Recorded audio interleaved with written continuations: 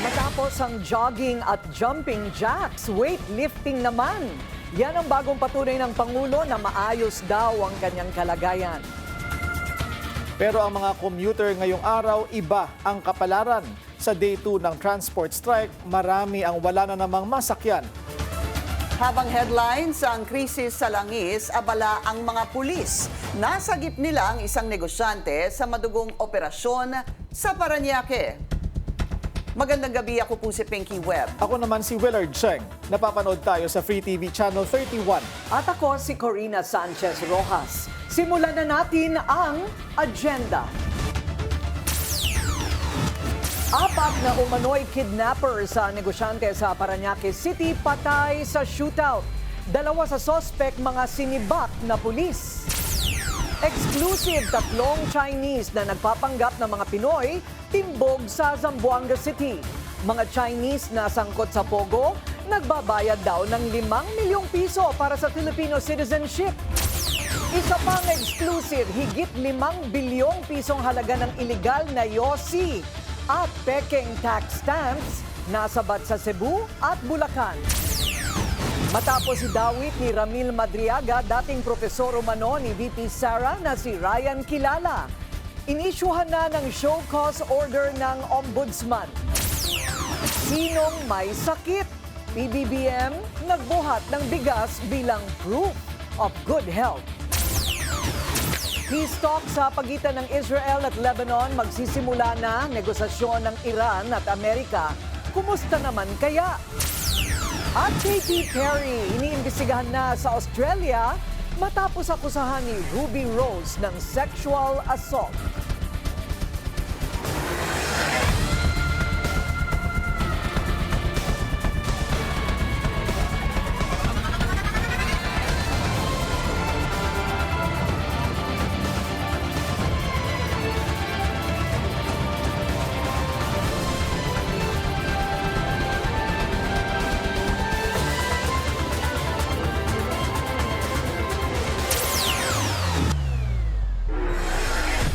Nabulabog ang Macapagal Boulevard sa Parañaque City matapos makipagbarilan na ang mga otoridad sa isang grupo ng mga kidnapper.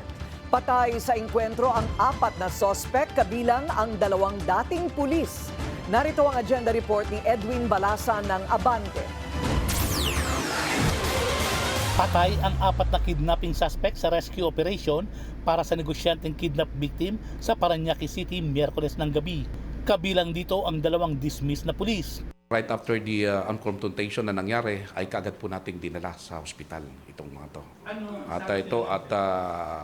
It was declared non-arrival, yes.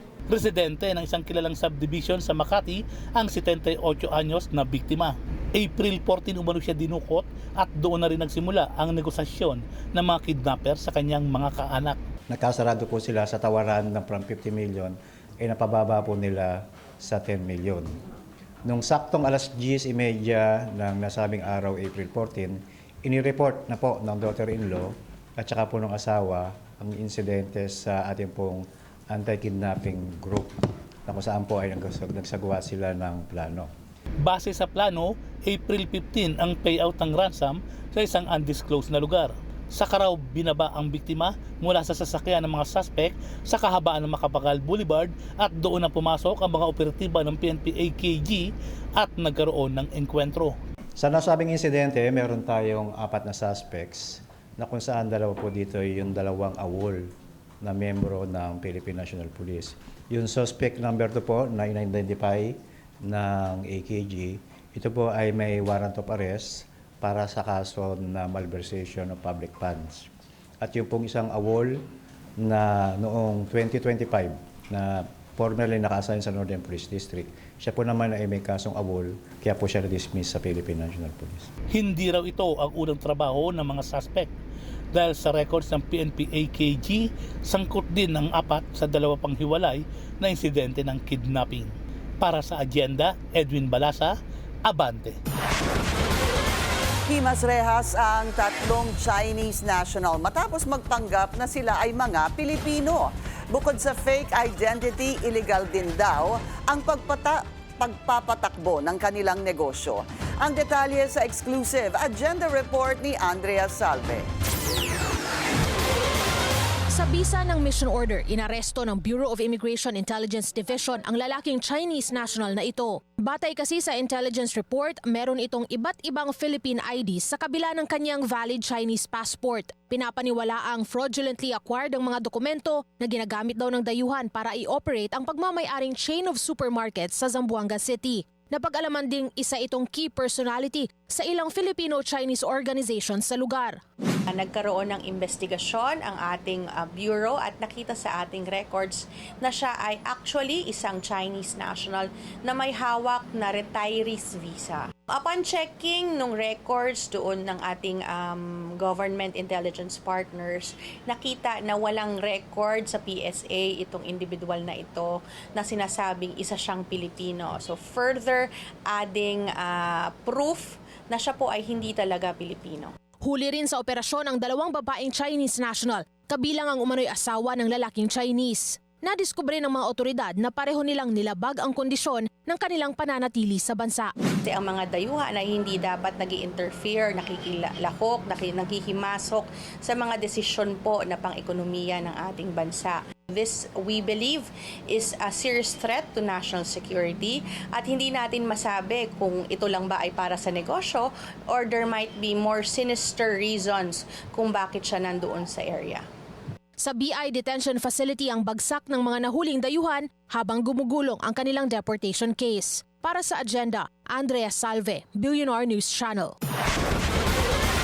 Tulad ng Bureau of Immigration, banta sa national security din para sa NBI ang mga dayuhang nagpapanggap na Pilipino. Pero paano nga ba sila nakakalusot? Alamin sa exclusive agenda report ni Attorney Karen Jimeno. Malaking banta sa national security ang paglaganap ng mga questionabling birth certificate. Yan ang babala ni NBI Director Attorney Melvin Matibag. Sa At the Forefront ng Billionaire News Channel, binanggit ni Matibag ang iba't ibang paraan kung paano ito naaabuso. Malulusutan na yun nila. And meron na nangyari. They can enter into government services, critical government services. Pwedeng, malay mo, pumasok na sa NBI or sa intelligence group natin. Or sa politika, naging mayor like Alice Guo, hindi ba? Yeah. Tapos, you can also manipulate. If you can upload, let's say, sa isang lugar na magpasok ka ng 50,000, that can only change the voting pattern. Yeah, Pwede the voting panalo patterns. ng Oo kandidato. nga naman, tama. Dagdag ni Matibag, maging ang mga terorista na identified na ng US authorities kayang makapasok sa Amerika gamit ang Filipino documents. Halimbawa, from Middle East na yung pala naka-red tag sa kanila itong name na to. Pumunta ngayon dito sa isang maliit na bayan sa Mindanao at nagrehistro siya ng ibang pangalan at Pilipino na siya. And he has the resources. Meron siya, tapos gawan na rin ng mga iba pang mga dokumento and he applied for a visa sa United States. He can enter as Filipino. Base sa investigasyon ng NBI, konektado sa iba't ibang katiwalian ang mga peking birth certificates tulad ng POGO operations at land grabbing. Nung may POGO pa rito, nung malaki pa yung POGO, na nasa 5 million for a Chinese citizen to acquire Filipino citizenship. Balak ng NBI na bumuo ng Interagency Task Force para pagtuunan ng pansin ang modus. Para sa agenda, Attorney Karen Jimeno, Billionaire News Channel. Sinong may sakit? Tila all out ang Pangulo para patunayang maayos ang kanyang kalagayan. Ano naman kaya ang flinex ng Pangulo para ipakita na fit siya? Alamin sa agenda report ni Ivy Reyes.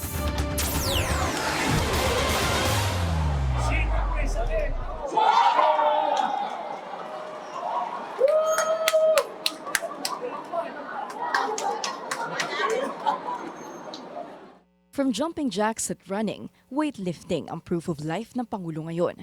Bilang patunay na wala siyang iniindang sakit, nagbuhat ng 10 kilong bigas si PBBM sa launch ng Biyayang Bigas para sa Maynila program ngayong araw. Ito ay ang food relief program ng gobyerno mula sa Local Government Support Fund o LGSF. Para sa Maynila, may inilaan daw na 286 million pesos mula sa Office of the President. Nasa 1,000 pribadong manggagawa ang nabigyan ng bigas kaninang umaga.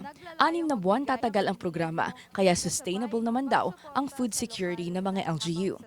Si Nanay Rita, operator ng mga jeep. Si Tatay Jero naman, 20 years ng trabahador sa City Hall. Lubos ang pasasalamat ng dalawa dahil wala raw katumbas ang tulong lalo na sa gitna ng krisis sa langis. Pero gaano nga ba katagal ang 10 kilong bigas? Depende po yan, ma'am, sa pamilya. Pero sa pamilya ko kasi, 4 anak ko. Sa isang linggo po, umuubos po kami ng 8 to 10 kilos. Ang tinatagalan po ng isang sako sa amin is 1 linggo lang po. Siguro po mga 5 araw lang po yan. Ayon sa Pangulo, may direktang epekto ang issue ng petrolyo ngayon sa presyo ng pagkain. Kasi wala tayong magagawa doon sa presyo ng langis. Ngunit sa presyo ng pagkain, yun, meron tayo magagawa. At nataon nga itong programang ito. At sana po ipapagpatuloy nga natin ito. Sana po ito'y makatulong sa ating mga kababayan. Ang pabirong pagbubuhat ng bigas ang pangalawang gimmick na ni PBBM. Simula ng sagutin ng Malacanang ang umano'y purong kasinungalingan na may malubhang kalagayan ng Pangulo. Para sa Agenda, Ivy Reyes, Billionaire News Channel.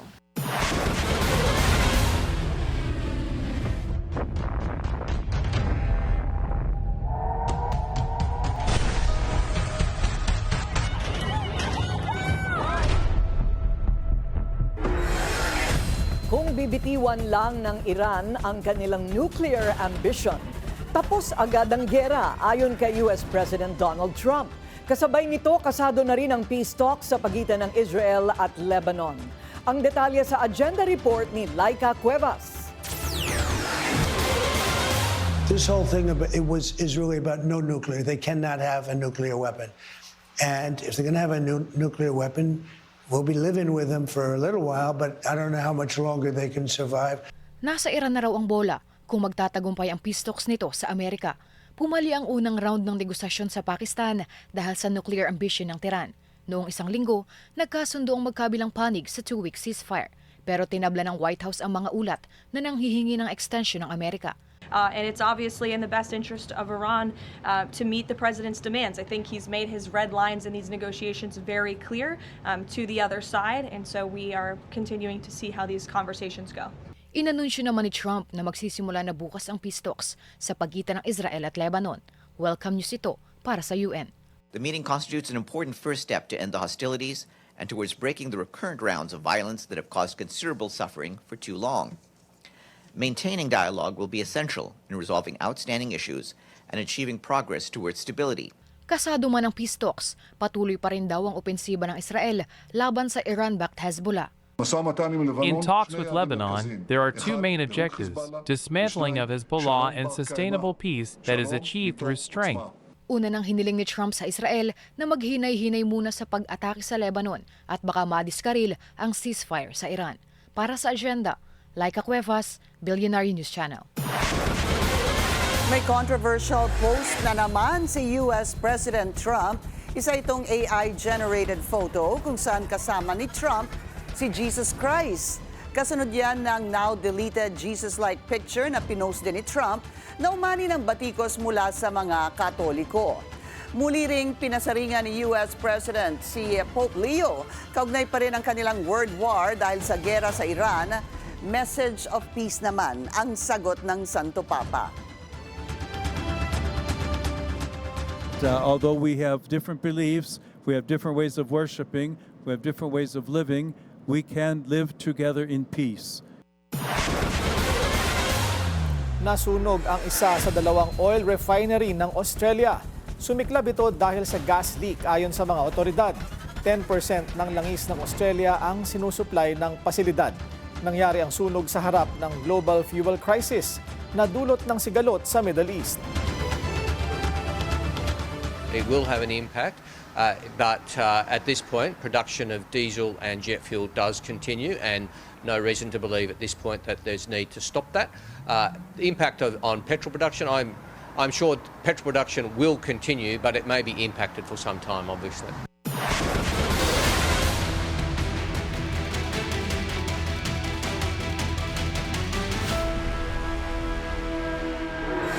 Kung nahihirapan ang mga PUV driver dahil sa krisis sa langis, ganyan din daw ang problema ng mga pasahero.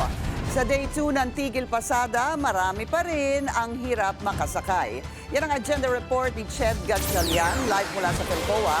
Sa Quezon City, Ched, kamusta ang sitwasyon dyan? Pinky, dagsa pa rin ang mga pasahero na buwababa at sumasakay dito sa isang area sa Philcoa. Marami pa rin mga PUV drivers na talagang namamasada pa, lalo ngayon. Rush hour na at uwian ng mga estudyante at empleyado para na rin makahabol sila sa kanilang pambili ng gasolina at iba pang mga pangangailangan. Pero karamihan, mga puno at siksikan yung dumadaan. Sa 2 araw na magkasunod transport strike ang nakita natin at ang sinasabi sa atin talagang magkadikit yung pasanin ng mga tsuper at ng mga commuter sa gitna ng krisis sa langis. Habang umaaray ang mga jeepney driver sa mataas pa ring presyo ng krudo, tumatagos sa mga commuter ang problema sa transportasyon. Wala ng traffic. Yun pala ang paraan para mawala ang traffic. Pero hawa naman, bagal din dahil naghahagilap sila yung mga pasahero. Kailangan laging may laman ng jeep. Dahil pag walang laman ng jeep, wala sila ibaboundary at ibibili ng gas. Suportado naman daw ng ilang mga pasahero ang ginagawang transport strike ng mga grupo. Kasi po hindi naman tayo mayaman eh. Kailangan iayon po yung presyo po ng gasolina po. Presyo ng langis! Ngayong Huwebes ang ikalawang araw ng protesta ng Manibela. Sa isang gas station sa Philcoa, bagamat mas kaunti sila kaysa kahapon, hindi nagpatinag ang mga tsuper. Anila, nagsisilbi lang sa iilan ang service contracting program ng gobyerno. Ang service contracting na ibinaba nila hindi nakakatulong. Ang nakikinabang dyan, walang iba. Yung mga nasa taas na namamahala sa bawat asosasyon o kaya kooperatiba. Giit muli ng Manibela, gamitin na lang ang pondo ng SCP para palawigin ang fuel subsidy ng pamahalaan. Sa pinakahuling datos ng LTFRB, nasa 33,000 PUV drivers ng beneficiaries ng 10 peso per liter fuel subsidy. Pinost na rin ng Department of Energy ang mga gas station sa Maynila na kasali sa programa mula QC, Las Piñas, Malabon hanggang Bonifacio Avenue. Pero giit ng Manibela, hindi pa ito sapat dahil marami pa ring tsuper ang hindi bumabiyahe sa taas ng presyo ng diesel. Una nang sinabi ni Transportation Secretary Giovanni Lopez na bukas sila sa mga dialogo. Iniimbitahan din nila mga nagpoprotesta na subukan munang sumali sa mga programa ng pamahalaan. Pinky, hindi lang sa Metro Manila yung protesta ng Manibela. Meron din sa Laguna at Oriental Mindoro. Giit din ng grupo na konektado yung mga protesta sa posibleng rollback sa langis na naiulat kahapon sa paunang industry estimates sa presyo ng petrolyo next week. Pinky? Ched, naipaliwanag na ba sa mga PUV driver yung service contracting program? Sa ating update kasi kahapon, marami pa rin yung naguguluhan at kulang daw sa detalye.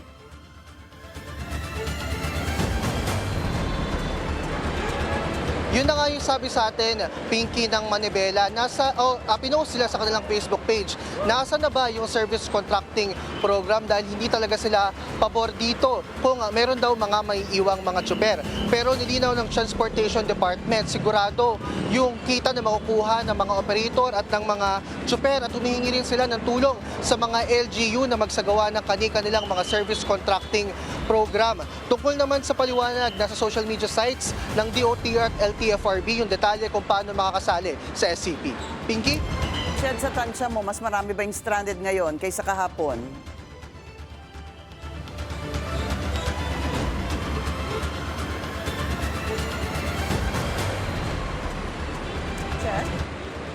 Pinky, yun na nga yung sinabi sa atin ng Manibela, no? Nasa na nga ba yung service contracting program? Dahil talagang hindi sila pabor dito kung meron daw mga tsuper na may iwan.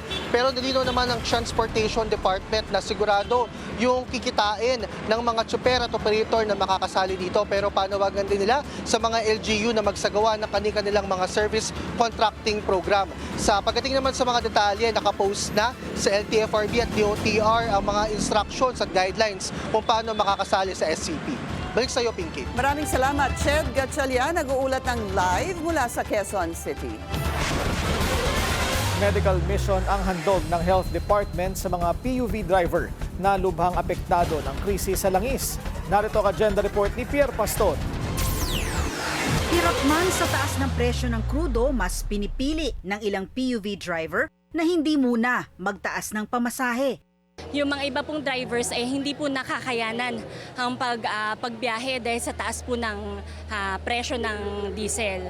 Ang nangyayari po, nag-extra po sila ng iba pa pong pwede po nilang pagkakitaan. Opo. Pero yung iba po naming mga tsuper, nananatili pong pagbiyahe kahit po ang kinikita po nila at naiuwi sa pamilya $200 na lang po sa isang araw. Kaya naman naisip ng Health Department na tipunin ang mga jeepney driver, kasama na ang mga magsasaka at barangay health workers para bigyan ng isang araw ng libreng pagpapacheck up at mga gamot. Kasama rito ang tuberculosis at HIV screening. Yun yung ambag nila, paano naman sila? Kung sila yung mag-a-absorb ng pagtaas, anong tulong natin sa kanila? Kaya sila yung focus ng event na to. Bumili rin ng DOH ng agricultural crops mula sa mga magsasaka ng Nueva Vizcaya para kumita rin sila kahit papaano. Ang mga gulay, bigas at iba pang produkto ay ipinamahagi sa mga driver at kanilang pamilya. Kaya tila naging bayanihan ang naganap na purok kalusugan sa DOH grounds. Ito raw ay magsisilbing template. Itutuloy-tuloy ang ganitong activity at gagawin din sa ibang rehiyon. Makakatulong po ito sa mga bawat pamilya ng bawat tsuper po namin. Pwede ring magparehistro sa PhilHealth at YAKA program dito para hindi lamang pansamantala ang tulong, kundi para may maaasahan din sa panahon ng pagkakasakit. Para sa agenda, Pierre Pastor, Billionaire News Channel. Exclusive, abogado ni Ramil Madriaga pumalag sa akusasyon ni Senadora Amy Marcos na sinungaling ang kliyente. At Manny Pacquiao at Coach Freddie Roach reunited sa LA. Susunod yan sa agenda.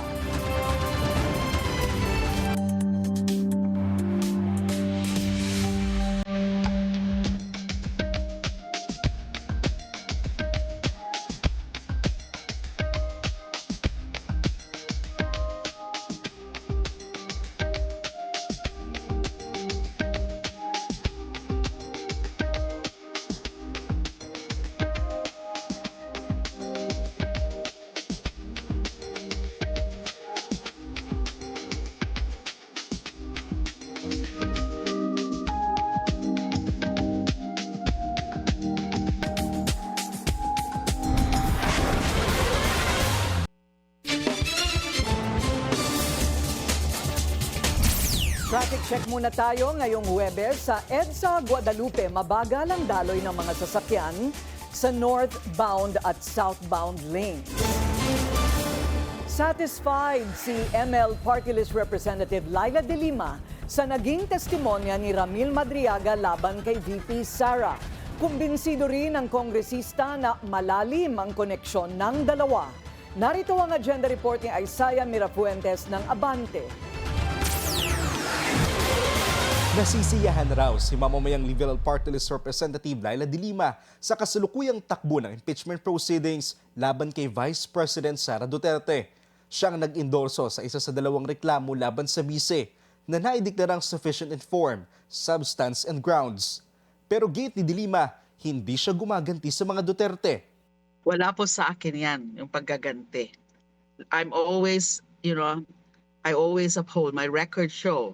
Since I entered public service, my record show that is always about truth, justice, and accountability. Wala po sa pagkatao ko yan na wala sa pagkatao ko yung mga revenge na yan. Sa pagdinig nitong Martes, napasinungalingan daw ang sinabi ni VP Sara na hindi niya kilala ang self-confessed bagman na si Ramil Madriaga. Isa sa pinaka-highlight nga talaga nung testimony ni Mr. Madriaga is that napatunayan niya. Para sa akin, na napatunayan niya na mayroon silang connection, mayroon relationship, working relationship. Dahil nga dinedeny yan ni VP Sara. At kung paniniwalaan daw ang mga pahayag ni Madriaga, ay masasabing malalim at malawak ang koneksyon ni Madriaga sa pamilya Duterte. Bumuelta rin si De Lima sa mga kumekestyon sa mga resibong inilatag ni Madriaga. Kabilang ang painting sa likod ni VP Sara na ibinigay raw niya sa bise. Pero matapos ang pagdinig ay may umangkin ng nasabing artwork. Nakatakda si April 22 ang susunod na pagdinig ng House Committee on Justice kaugnay sa impeachment complaints laban kay Vice President Sara Duterte. At ang ilan sa mga inaasahang dadalo roon ay ang mga kabilang sa ipinasabina ng komite ng Kamara na sina former Senator Antonio Trillanes IV na para sa unexplained wealth ng pamilya Duterte at si Ombudsman Jesus Crispin Remulla na para naman sa salin ni VP Sara. Para sa agenda ay Saya Mirafuentes. Abante! Makakausap natin ngayon si former FEU Institute of Law Dean Mel Santamaria. Magandang gabi po sa inyo, attorney. Magandang gabi sa iyo, Corina. May mga nagsasabi pong naging mini trial na nga ang impeachment proceedings sa Kamara. Ano po sa tingin ninyo? Hindi naman ganun ang nangyari. Basta't sinabi nating trial or mini trial, ito ay isang paglilitis na nagtatapos sa conviction or acquittal. Pero itong yugtong itong nangyayari sa mababang kapulungan, ito yung tinatawag sa konstitusyon natin na hearing. Ang punto lang nito para determinahin nila kung meron na bang probable grounds para ipasa na sa Senado ang trial. So hindi magtatapos itong yugtong ito na sinasabing guilty si VP, innocent si VP. Hindi. Magtatapos ito sa pagdedeterminasyon. Papasa ba natin ito sa Senado o hindi? Doon lang. Iyan lang magtatapos doon. And to that end, kailangan po talaga o necessary yung naging pagsalang kay Ginoong Madriaga bilang testigo. Oo, sapagkat malinaw ang ating konstitusyon. Sabi, magkakaroon ng hearing bago ililipat sa plenary na magde-decide para ipasa sa Senado. Una yon. Pangalawa, sabi rin ng ating Korte Suprema doon sa desisyon ng July 2025 at January 2026, dapat magkakaroon ng isang deliberative period para mabigyan ng due process si Vice President Sara Duterte. So sa makatawid, yung ginagawa lang na mababang kalpulungan ngayon ay ayon sa Constitution, sabi hearing, at ayon sa decision, sabi deliberative process. Kaya nakikita natin itong mga testimonyang ito at mga dokumentong ipinepresenta. Ano naman po ang masasabi ninyo sa mga naging testimonya ng umano'y bagman ni VP Sara, si Ramil Madriaga? Do you think he was able to convince, he was convincing enough na kilala po talaga niya at mayroon silang relasyon ni VP Sara? Well, tatandaan natin, Corina, na ang batayan lang o ang hantungan lang level ng mga ebidensya dito ay yung tinatawag nating probable cause lang. Ibig sabihin ay yung likelihood lang. Maaari ba sa mga kwento at ebidensyang nilatag, maaari ba nating masabi na ginawa nga ni VP Sara?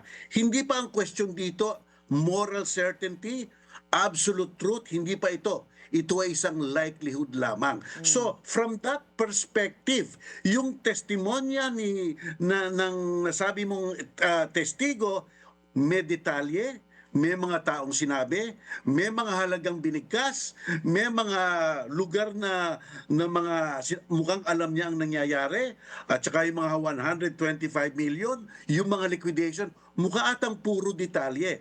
Therefore, talagang masasabi nating reliable only for purposes of probable cause, likelihood, threshold para mailipat na sa Senado. Ayon, at sisinsinin o bubusisiin po ito sa Senado na, sa actual hearing. Okay, sa tingin po ba ninyo dapat nang sumipot ang bise sa mga pagdinig ngayon? Sa tingin ko lang, Corina, dapat. Sapagkat ang daming mga testimonya ngayon na lumalabas, ang daming mga ebidensya, at ang daming mga kwento. At kung dapat mapasinungalingan yan at masabing hindi totoo, isa lang tao makakapagpatunay niyan, si VP Sara Duterte. Kaya napakahalaga. Ito ay para rin sa kanya. Itong yugtong ito para rin sa kanya, para masabi niya sa mga tao na hindi totoo ang mga kwento dito. Pero kung pupunta siya o hindi natin alam. So, palagay po ba ninyo kalabisan sa panig ng Korte Suprema sakaling sila po ay maglabas ng TRO? Panghihimasok na bang sobra yon? Para sa akin, Corina, oo. Dapat magkaroon ng judicial restraint ngayon ang ating Korte Suprema. Kasi kung sinabi ng mababang kapulungan, ire-respect natin ang Korte Suprema, quid pro quo. Dapat ang Korte Suprema ire-respect rin ang mababang kapulungan because they are co-equal body. At saka ang batayan ng pag-aakyat sa Korte Suprema ay yung tinatawag na grave abuse of discretion. Yung napakasukdulang, lubusang pang-aabuso ng diskresyon. Sa nakikita ba natin ngayon, may lubusang pag-aabuso ng diskresyon? Sa tingin ko, Corina, wala eh. Masyadong ang smooth sailing ang mga proceeding at nahandoon pa isa o dalawang abogado ni VP Sara Duterte. Maraming salamat po sa inyong oras. Former FEU Institute of Law Dean, Mel Santamaria. Maraming salamat sa inyo. Pumalag ang kampo ni Ramil Madriaga sa alegasyon ni Senador Amy Marcos na sinungaling ang nagpakilalang bagman umano ni VP Sara. Ayon sa abogado ni Madriaga, wala naman talagang alam ang senadora. Usapan to nung dalawa, wala ka doon sa kwentuhan nila. Ito ang banat ng abogado ni Ramil Madriaga kay Senadora Amy Marcos matapos tawagin ng presidential sister ang kanyang kliyente na sinungaling. Pinabulaanan ni Senator Amy ang akusasyon ni Madriaga na may term sharing deal sina PBBM at VP Sara. Pero ayon kay Attorney Raymond Palad, na witness mismo ni Madriaga ang pag-uusap ng Pangulo at ni FPRRD. Sabi ko sa kanya, anong itsura mo na? Tony, pag nandun ako sa bahay niya, itsurang matandang-matanda na ako, tumutulong ako sa kitchen, ganyan, palakad-lakad. Ando si BBM, nakasomblero pa siya noon. And then sa pag-uusap nila na, sige, ikaw na ang magpresidente, VP si Sara. Ito yung according to Ramila, pero sa 2025, baba ka. Pag hindi, lasunin kita, palason kita. And ano reaksyon ni BBM? Sabi niya, yumuko, tahimik lang. Sa On Point ng Bilyonaryo News Channel, ibinahagi rin ni Palad ang umano'y kwento sa likod ng campaign video kung saan makikita ang bise na nag-aabot ng Philippine flag kay Madriaga. Una nang pinabulaanan ni Attorney Paulo Panelo, abogado ni VP Sara sa perjury case laban kay Madriaga, na magkakilala ang dalawa. Sabi niya na abutan lang ni Duterte ang campaign sortie ng ISIP o Inday Sara for President sa Matnog at tumawag daw ito kay Attorney Ryan Kilala para tanungin kung kanino ipapasa ang flag. Bagay na isang routine anya sa mga campaign sortie ng bise. Si Ramil nandun sa kanyang sasakyan, nagpapahinga. Pagbaba ni Sara, hinahanap niya, Sir Ram, Sir Ram, Sir Ram. And then may sumisigaw, Kuya Ram, hanap ka ni Mayora. Doon habang inaabot yung bandera kay BP Sara, nandun si Richard Babagay sa gitna. For context, who is that? Naka-detain din. And I talked to him. Siya yung lalaki sa gitna habang inaabot yung bandera. And after that abot ng bandera, nag-usap yung dalawa, si BP Sara and Ramil, for the next 30 to 40 minutes.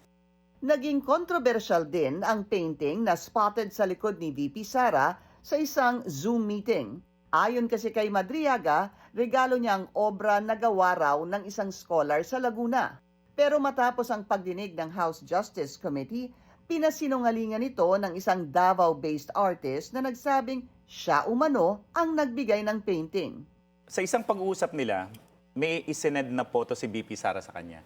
Ang sabi niya, nakakwento niya kasi may isang magaling mag-drawing dun sa Laguna, nag-send si Sara ng photo. Ang sabi niya, ang binanggit sa kasama ko is make this an inspiration. Okay. So binigay ni Ramil sa artist yun, nag-drawing yung, dati bata pa yun eh, nag-drawing yung babae sa Laguna ng dalawang painting. Isa kay BP Sara, isa para kay Ramil. Parang it appears sir, may ponytail yan, tapos yung pinagawa, Walang ponytail. Kung makikita namin yung genuine painting sa likod ni BP Sara, at talagang makukompare namin dun sa hawak ni Ramil, dun sa Laguna, na magkaiba, then we will submit na siguro gawa nung taga Davao yun. Pero sabi nga niya, may kopya siya ng painting na binigay niya si Sara. Maliban sa dalawang painting na pinagawa umano ni Madriaga, humiling pa raw ng isa ang bise. At this time, pinalagyan na niya ng muka. Patunay daw dito ang isang litrato kung saan makikita niya ang artist na hawak ang painting sa harap ng kotse ng PSG. Hinamon ni Attorney Raymond Palad si VP Sara na humarap at magpaliwanag sa impeachment hearing ng House Justice Committee. Nakatakda ang susunod na pagdinig sa April 22. Naglabas ng show cause order ang Office of the Ombudsman laban kay Special Prosecutor Attorney Ryan Kilala. Kasunod yan ng alegasyon ng alleged bagman ni VP Sara na si Ramil Madriaga na nagdala siya ng pera kay Kilala. Nilinaw naman ni Assistant Ombudsman Nico Clavano na pinapayagan pa ring mag-report sa tanggapan ang prosecutor habang gumugulong ang investigasyon. We get to the bottom of it, understand kung ano talaga nangyari, and then we will resolve on that basis. So, meron po kasi tayong dito may proseso tayo, yung Internal Affairs Board that is in charge or is tasked with the responsibility of disciplining the employees and officers of the Office of the Ombudsman. So, dun po tayo dadaan.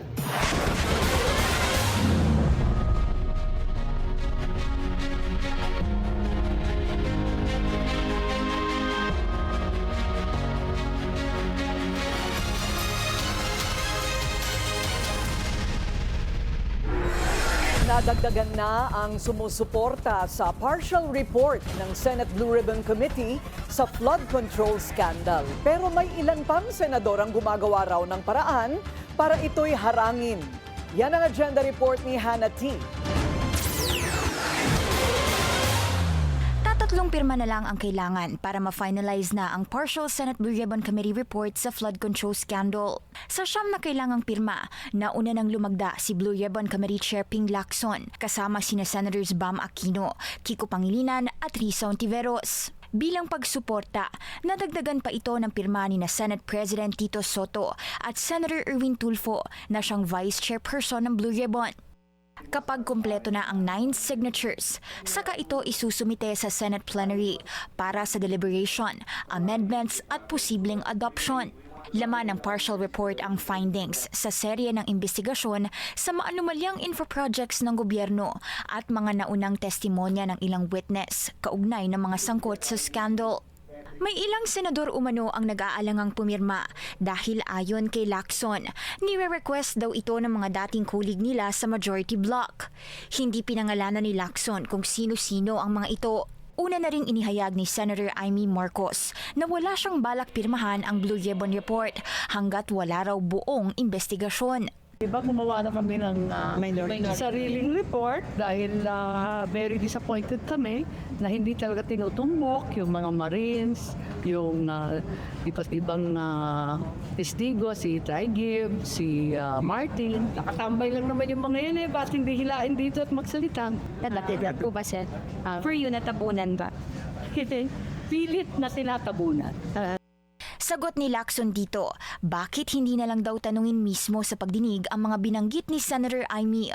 Tutal, miyembro rin siya ng Blue Ribbon. Sa kabila niyan, hindi raw pinipressure ni Lacson ang Blue Ribbon members para pumirma. Pero nag-alok na rin si SP Soto ng tulong para makakuha ng karagdagang suporta.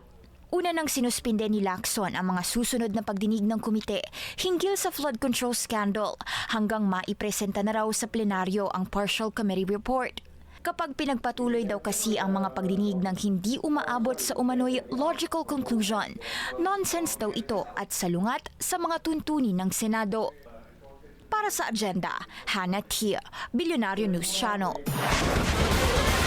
Pirmado na ng mayorya ang rules ng Senate Ethics Committee kaya inaasahang gugulong na ang pagdinig sa siyam na reklamo laban sa mga kasalukuyan at dating senador. Ayon kay Committee Chair J.V. Ejercito, magsisilbi itong gabay sa mga kasong nakatakdang talakayin simula April 28. Kabilang dito ang reklamo laban kay Senator Bato de la Rosa, kaugnay ng matagal niyang pag-absent sa Senado.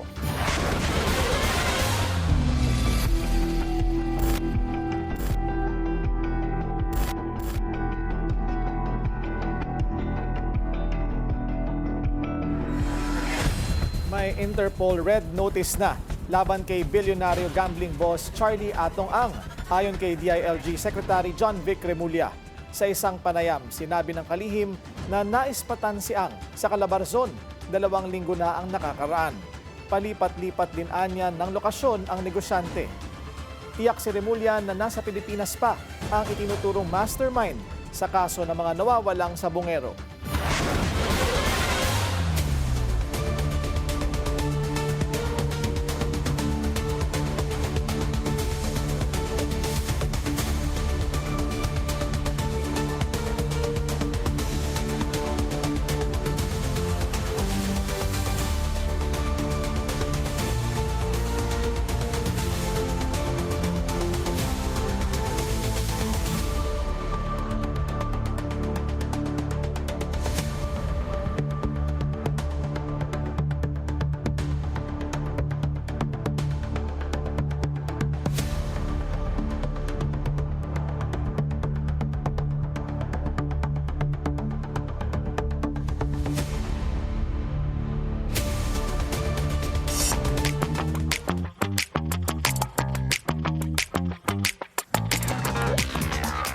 Boxing legends reunite. Manny Pacquiao makes a surprise visit sa kanyang longtime coach na si Freddie Roach. Ginanap ito sa Wild Card Boxing Club in Hollywood.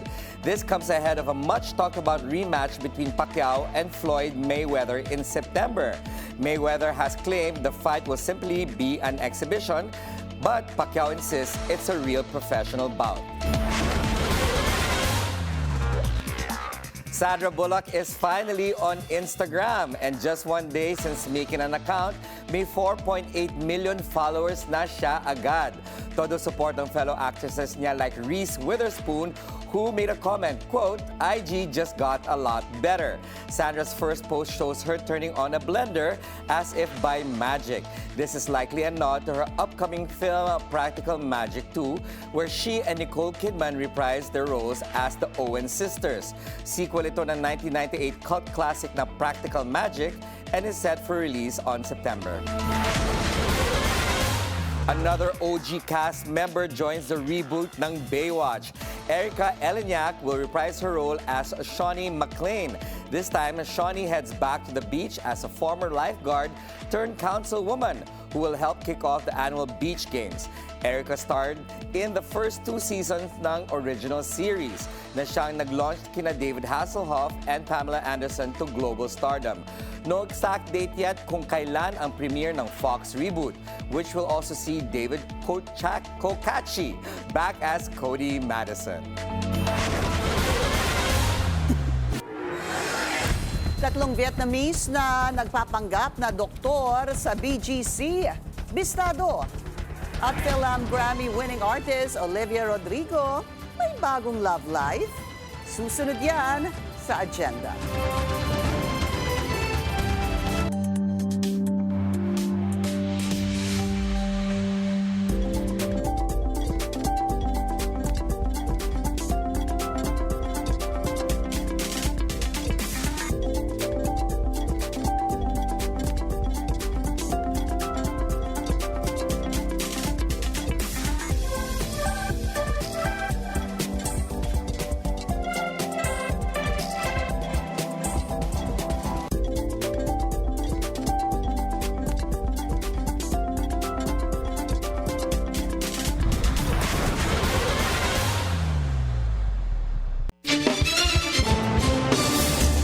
Bilyong-bilyong pisong halaga ng mga ilegal na sigarilyo ang nasabat sa magkakasunod na operasyon ng PNP sa Cebu at Bulacan. Pero sa kabila ng paghihigpit, may mga seller pa ring naglalakas loob na magbenta ng pasikreto. Ang detalye sa exclusive agenda report ni Joash Malimban. Tuloy-tuloy pa rin daw ang bentahan ng mga illegal na sigarilyo. Ayon sa isang seller ng locally manufactured illegal cigarettes na nagsalita sa Bilinari News Channel. Tumanggi itong magpakilala at humarap sa kamera. Pero anya, bagaman doble ingat na raw sila mula nang uminit ang anti-illegal tobacco trading campaign ng pamahalaan, ito pa rin daw ang hinahanap ng marami sa kanilang customers. Mas mura raw kasi ito. Yun nga lang, bumagal daw ang benta. At mga kakilala na lang ang madalas silang pinagbebentahan. Sa kanyang mensahe sa Bilinari News Channel, sinabi ni Interior Secretary John Vic Remulla na tuloy-tuloy ang operasyon laban sa mga illegal na sigarilyo. Sa katunayan, ni-raid daw ng PNP ang isa sa mga pinakamalaking factory ng locally manufactured illegal cigarettes sa Lapu-Lapu City, Cebu nitong nakaraang linggo. Sa initial estimate ng PNP, 1.1 billion pesos ang halaga ng mga nasabat na machine. Pero matapos ang verification, aabot daw sa 5.4 billion pesos ang halaga ng mga nasabat na paraphernalia. Kabilang ang nasa 212.8 million na piraso ng cigarette sticks worth 4.256 billion pesos at 38 boxes of counterfeit stamps worth 10.64 million pesos. Arestado rin ang 4 na Chinese national at isang Pilipino. Ayon sa PNP, nagsampa na sila ng isang formal complaint kaugnay ng operasyon noong April 13 dahil sa patong-patong na paglabag sa batas, kabilang ang falsification by private individuals and use of falsified documents. Bistado rin itong April 14 ang isang cigarette smuggling operation sa Bulacan kung saan nasabat ang nasa 2,000 boxes o 150 million pesos worth ng mga sigarilyong walang revenue tax stamps. Bukod sa April 2026 operations, aabot sa 2 billion pesos worth of smuggled cigarettes ang nasabat ng PNP mula January 1 hanggang March 29. Ayon kay Secretary Remulla, tumaas ng 22% ang reported collection ng BIR sa excise taxes mula nang simulan nila ang kampanya laban sa illegal tobacco trade. Paninindigan ng kalihim na nanatili itong full throttle at hindi raw sila titigil sa pagsugpo ng illegal cigarette operations. Para sa Agenda, Joash Malimban, Billionaire News Channel. Arestado ng NBI sa isang high-end clinic sa BGC ang 3 Vietnamese national na iligal umanong nagtatrabaho bilang mga doktor. Narito ang agenda report ni Andrea Salve. Sinubukan pang tumakas pero nahabol at nasa kote ang 2 babaeng Vietnamese national na ito. Sa entrapment operation na ikinasa ng NBI Special Action Unit sa isang high-end aesthetic clinic sa Bonifacio Global City, Taguig. Kabilang sila sa mga nabisto ng NBI na iligal na nagtatrabaho sa establishmento. Nagkahabulan pa sa loob ng klinik na kinasangkutan ng isa pang Vietnamese national na siya umanong doktor doon. Sa pag-usbong ng aesthetic services na kinasasangkutan ng foreign nationals sa bansa, pinag-aaralan na ng NBI ang posibilidad na isang sindikato ang nasa likod ng iligal na kalakaran. Tumanggi nang magbigay pa ng pahayag ang mga suspect. Medyo pang ilan na to na mga Vietnamese yung practicing medicine dito sa atin na walang karampatang na lisensya o pahintulot sa ating batas na mag-practice dito. Hindi sila makakatago sa amin na dahil may mga report talaga, eventually may mga magre-reklamo. Susundan namin at titingnan namin doon sa mga dati naming nauli kung ano ang relasyon nila o ano ang relationship. Sinampahan na sila ng mga kasong paglabag sa Medical Act of 1959 at Food and Drug Administration Act of 2009. Para sa Agenda, Andrea Salve, Billionaire News Channel. Sa gitna ng krisis sa langis, nabuhay muli ang usapin sa nuclear energy. Pero kaya ba talaga ito ng Pilipinas? Alamin sa Agenda Report ni Ches Sulit. Muling itinatambol ng isang mambabatas na buhayin ang 621 megawatt Bataan Nuclear Power Plant. Inihain ni Pangasinan 2nd District Representative Marco Huangco ang House Bill No. 8567. Layunin ng panukalang batas na magbigay ng incentive sa mga investor para isulong ang nuclear energy efforts ng bansa. Ayon kay Huangco, makikinabang ang mga Pilipino sa mas murang electricity costs kung itutuloy na ang pagbubukas ng Bataan Nuclear Power Plant. Posible raw umabot sa humigit kumulang na 5 pesos per kilowatt hour ang singil sa electricity consumption ng nuclear power. Sa loob yan ng 20-year capital recovery period. At bababa pa ito sa 2 pesos at 60 centavos per kilowatt hour kapag nabawi na ang pamumuhunan. Binigyang diin din ni Huangco na tumatagal ng hanggang 80 years ang isang nuclear power plant. Mari po tayong mag-aspire, mag-ambisyon na magkaroon ng at least 16,000 megawatts na nuclear bago matapos po ang taon ng 2045. Itinayo ang Bataan Nuclear Power Plant noong 1984 bilang tugon sa oil crisis noong 1973 sa ilalim ng Marcos Sr. Administration. Pero naudlot ang operasyon nito dahil sa mga alegasyon ng korupsyon at safety concerns. Para sa advocacy group na Alpas Pinas, nuclear energy ang sagot sa pagsusulong ng energy security ng bansa, hindi ang renewables. Mas malinis at mas murang alternatibo raw ito kumpara sa coal. Dahil 75% tayo na fossil fuel, we are polluting our environment just to create electricity. Pero hindi lahat ay paboro sa nuclear energy. Ayon sa Kalikasan People's Network for the Environment, malaki pa rin ang risks ng nuclear energy sa bansa, lalo na't vulnerable pa rin ang Pilipinas sa mga lindol at bagyo. Sa kabila ng mga kontrobersyang bumabalot sa usapin ng energy security, nananatiling sentro sa nagpapatuloy na krisis ang paghahanap ng alternative sources of energy na reliable, sustainable at affordable para sa lahat. Para sa agenda, Che Sulit, Billionaire News Channel. Nanawagan si PBBM sa Asia Zero Emission Summit ng kolektibong aksyon laban sa supply chain shock sa langis. Ayon po sa Pangulo, di na dapat maghintay pa ng panibagong krisis dahil ang anumang disruption sa rehiyon ay ramdam naman daw hanggang sa Maynila. Isinusulong din ng Pilipinas ang Asia-Pacific Framework sa emergency supply sharing, joint stockpiling at mas mabilis na alokasyon ng petrolyo sa pamamagitan ng Mutual Recognition Mechanism. We cannot wait for the next crisis to act. We must build resilience now as the urgency of this moment is clear. But national measures, however well designed, have limits. Asia's oil supply chains are deeply interconnected. A disruption that begins in the Strait of Hormuz ripples through Singapore, the Straits of Malacca, and onward to Manila, Tokyo, Seoul, Jakarta within days. Inanunsyo ni ultra-bilyonaryo Enrique Razon ang kanilang liquidity buffer worth $5.4 billion. Ito ay reserbang pondo na pwedeng gamitin ng isang kumpanya sa panahon ng krisis. Sa annual stockholders meeting ng ICTSI, sinabi ni Razon na kailangan nilang magtaas ng taripa dahil sa sigalot sa Middle East. Ang liquidity buffer ay ilalaan daw sa mergers and acquisitions at sustained capital expenditure program. Niluwagan ng pamahalaan na ang restriction sa foreign ownership ng ilang sektor sa Pilipinas.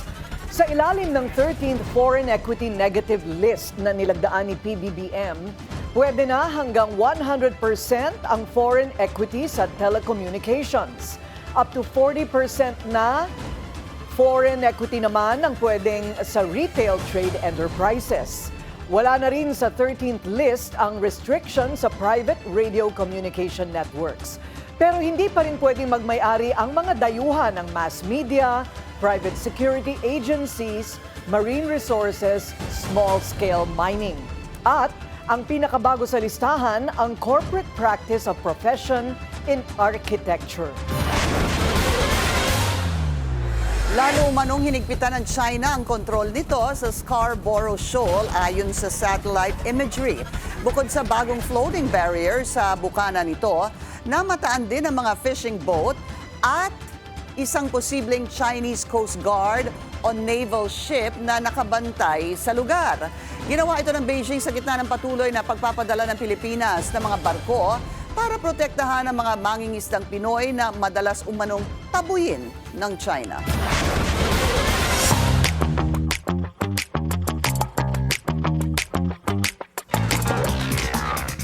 A legal blow for Live Nation. A New York jury has found the entertainment giant has been illegally operating as a monopoly and overcharging fans. The U.S. government has accused Live Nation of abusing its dominant position to pressure artists and venues into signing with it. Live Nation ang may-ari ng Ticketmaster, which is considered to be the world's largest ticket sellers for live events. The verdict could force Live Nation to divest or even split from Ticketmaster. Pero giit ng company, the ruling is not the last word on the matter dahil meron pa rin silang pending motions. Looks like Olivia Rodrigo has a new man. Spotted ang Phil-Am Grammy-winning artist with Geese frontman Cameron Winter. The two reportedly had dinner date sa LA. Olivia was previously linked kay British actor Louis Partridge, but they were rumored to have gone their separate ways noong 2025 after 2 years of dating. Olivia is set to release her new album, You Seem Pretty Sad for a Girl So in Love, on June 12th. Time magazine reveals its latest list of 100 most influential people in the world. Featured sa cover sina Zoe Saldana, Nikki Glazer, country star Luke Combs, and Wagner Moura na siyang first Brazilian to be nominated for a Best Actor Oscar. Nasa prestigious list din sina K-pop superstar Jennie, Dakota Johnson, Noah Wiley, and Claire Danes. Under the leaders category, included naman si Pope Leo, US President Donald Trump, Chinese President Xi Jinping, and Israeli Prime Minister Benjamin Netanyahu.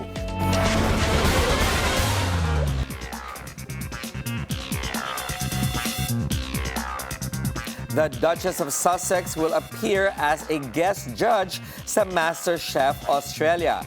Part ito ng Season 18 ng show, which is set to premiere on Sunday. Tinape ang episode ni Meghan during her 4-day Australian trip along with her husband, Prince Harry. Nitong Thursday, the couple joined a guided Aboriginal walking tour led by local Indigenous guides. Nagsimula ang tour sa Federation Square in Melbourne City Centre. Anak umano ng may-ari ng Kowloon House sa West Avenue. Bakit pinagsisigawan ang mga empleyado? At Katy Perry, iniimbestigahan sa Australia matapos akusahan ni Ruby Rose ng sexual assault. Susunod yan sa agenda.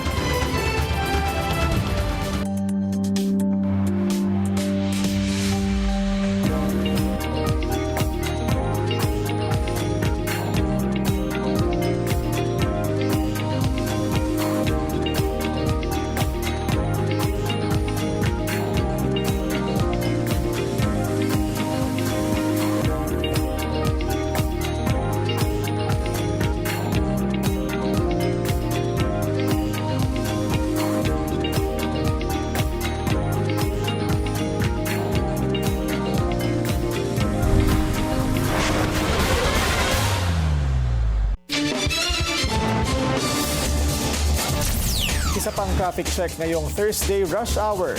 Sa EDSA White Plains, moderate to heavy ang daloy ng mga sasakyan sa northbound lane. Light to moderate naman ang southbound lane. Lalong nagigipit si VP Sara sa impeachment matapos iutos ng COA na isauli ang nasa 70 milyong pisong confidential funds na nagastos umano ng walang sapat na dokumento. Narito ang agenda report ni Isaiah Mirafuentes ng Abante. Kabilang sa nagpapabigat ng impeachment complaints na kinaharap ni Vice President Sara Duterte ang paglustay niya umano sa kanyang confidential funds. Sa nakaraang pagdinig ng House Justice Committee, pinagtibay ng COA ang Notice of Disallowance na inilabas nila noong 2024 laban sa bise. Inuutusan ng COA si VP Sara at dalawa niyang tauhan na isauli ang nasa 73.3 million pesos confidential funds sa kaban ng bayan. Matapos ilang mabigo umanong maipaliwanag kung saan nila ito nagastos. Kaya ang ilang mambabatas may hamon laban sa bise. Para kay House Deputy Speaker Paulo Ortega na nag-endorso ng Cabrera impeachment complaint laban kay VP Sara, kung totoong for accountability ang bise, dapat niyang isauli ang perang pinababalik ng COA. Maging ang Makabayan Block, sinabing ang disallowance ng COA ay patunay raw na may naging irregularidad sa paggamit ng bise ng pondo. Pinatunayan raw ng COA na walang dokumento na susuporta na maayos na nagastos ang pera. Gate 3 ng Makabayan Block na pinalalakas ng COA ang duda ng publiko kaugnay sa naging pahayag ni Atty. Michael Poa, ang dating Chief of Staff ng bise sa DepEd, na reimbursement ang binigay na cash envelope sa kanya ni Duterte. Para sa agenda, Isaiah Mirafuentes, Abante. Viral sa social media ang paninigaw ng nagpakilalang anak ng may-ari ng Kowloon House sa West Avenue. Sinita niya ang mga rallyista na tamang sahod lang naman daw ang ipinoprotesta. Narito ang agenda report ni Hannah T. Pinaglalaban mo ano kakain ng customer? Harapin nyo kasi kami. Ano kabenta? Para makabenta, di ba may customer? Paano dadaan? Panduduro at paninigaw ang dala ng lalaking ito nang puntahan ang Kowloon House sa West Avenue sa gitna ng welga ng mga manggagawa roon. Nagpakilala itong anak ng may-ari ng kainan. Kowloon House ako, anak ako ni Michael lang. Alam niyo lahat yan. Bago pa ito, kitang labas-pasok ang lalaki sa iba't ibang panig ng Kowloon House. Umaalma rin siya sa umano'y paninigaw din daw sa kanya ng mga empleyado habang ipinapanawagan daw ng mga ito ang taas sahod sa gitna ng welga. Kitang inuudyok niya rin ang mga trabahador.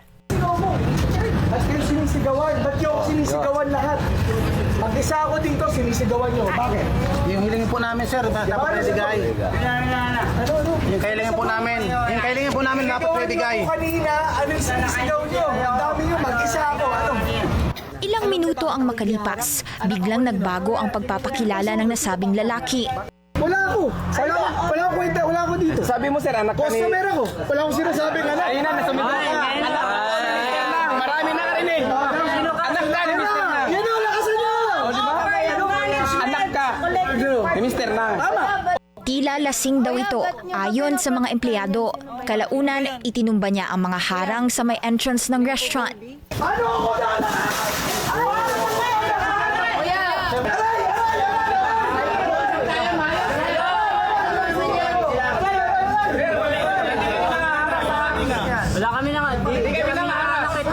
Sarado ang Kowloon House sa West Avenue sa ngayon habang nasa gitna ng welga ang workers nito.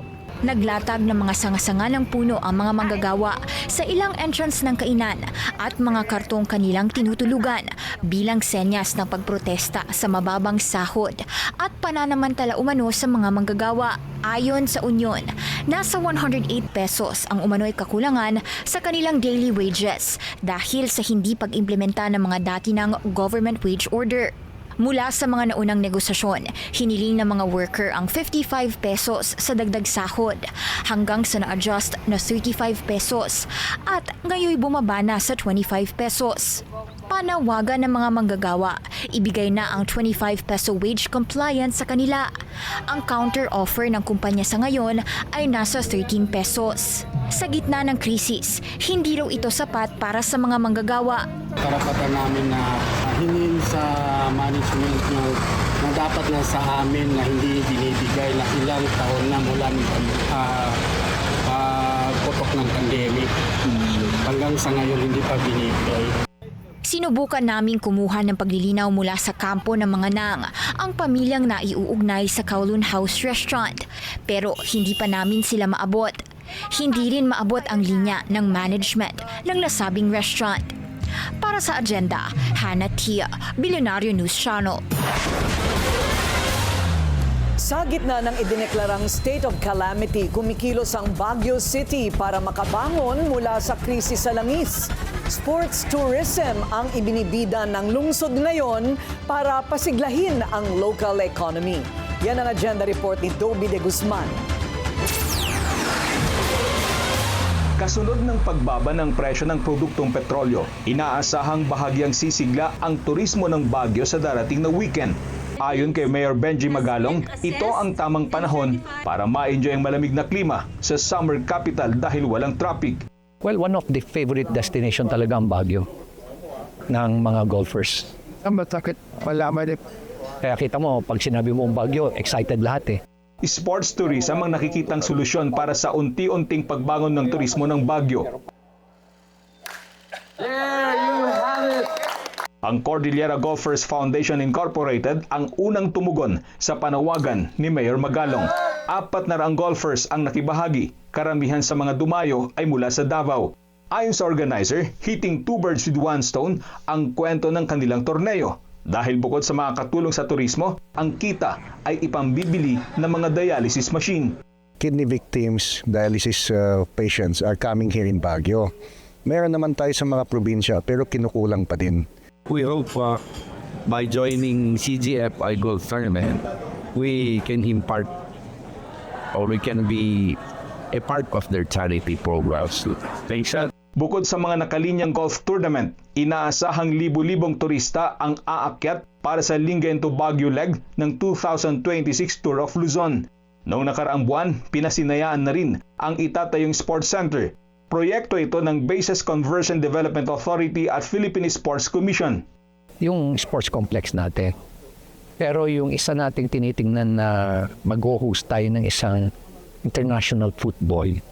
Once na ma-elevate namin yung football fields, kasi nakausap na namin yung NSA at yung commitment ng PSC na they will fund yung mismong yung grass, yung artificial grass nun. It's just that kailangan namin establish lang yung foundation nun.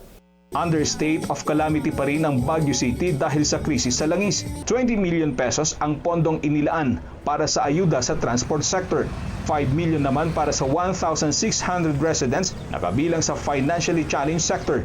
May nakahanda ring 33,000 sako ng bigas. Bibigyan din ng ayuda ang mga nagtatrabaho sa tourism sector. Para sa Agenda, Dobby de Guzman, Billionaire News Channel, Baguio City. Super El Nino posibleng tumama sa last quarter ng 2026. Susunod yan sa Agenda.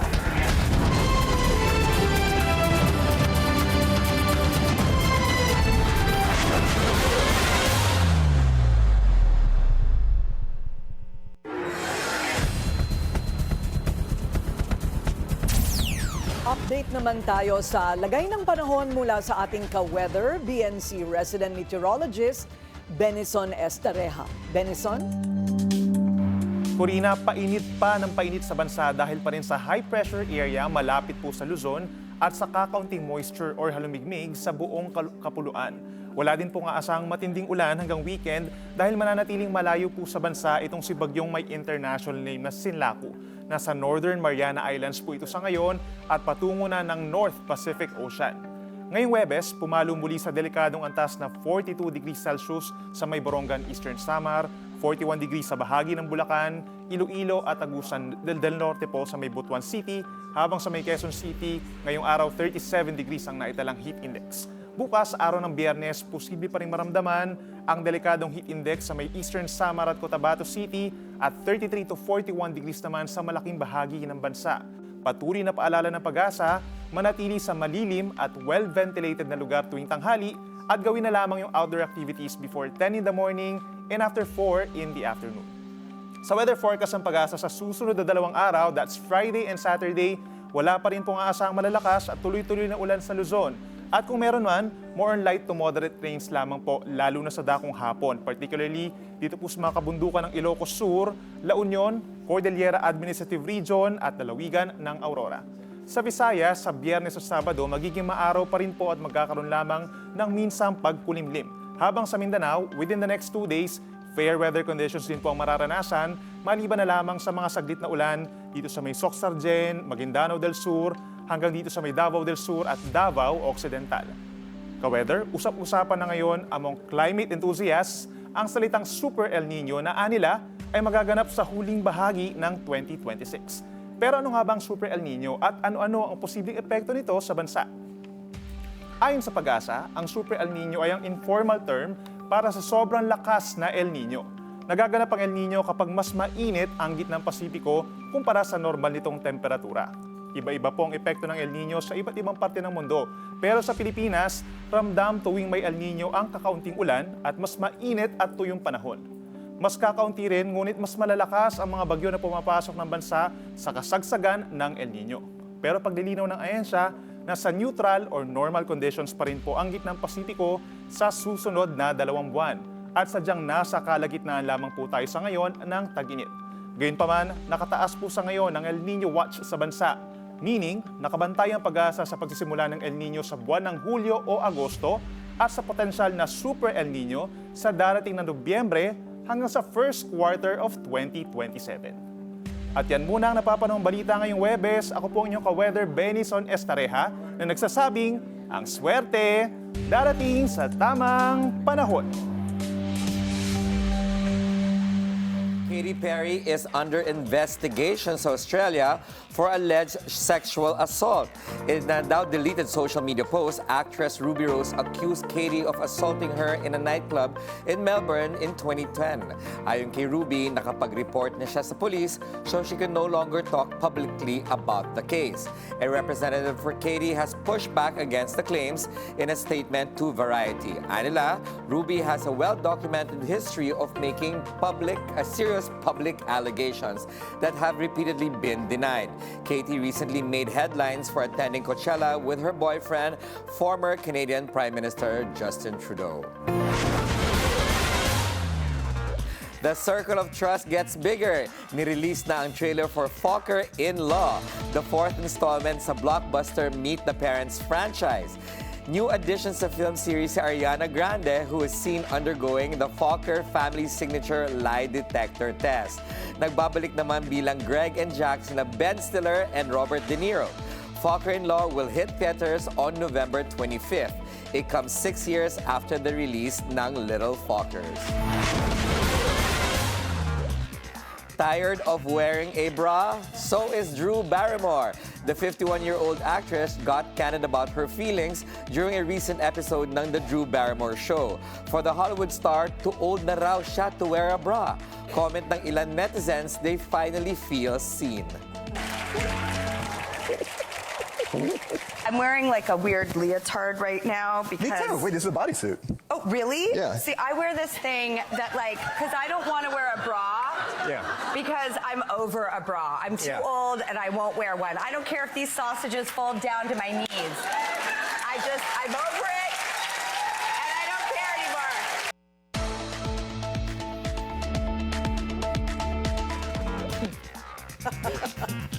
Kaya ang tanong, Ang pinag-iisipan po ni Corina kung yun ang pag-uusapan namin o hindi.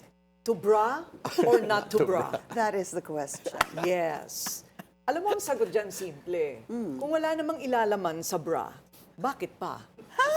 Don't answer, Diba? Willard. Don't answer. May opinion din ako pero akin na lang. Oo, baka Ano mano ba? tayo. Ito na nga ang pagkakataon mo na, alam mo na, Wala stream akong of opinion. consciousness. Oo. Anong palagay, anong tingin Baka mo? ma-unconscious kami sa mga bashers, mamaya, kaya quiet na lang ako, ma'am. Hindi. Alam mo kasi, para sa iba, parang love your body. At saka sa mga modelo, hindi naman nagbabra. Oh. Kasi nasa ibang tao na yun eh, kung may mali siya sila or wala. It's your right. It's your right. Yeah, to be Diba? free or not to be free. Oh, That is the correct. answer. Yes, tama yun. Wala kang comment? You do you. And I'll do me. Oh. Ganun na Nasa lang. sa'yo na yan kung gusto mo. Naaalala ko pa si Drew Barrymore, nung bata pa siya. And now she's cute-cute talking niya, no? about, and now she's talking about, she's too old to wear a bra.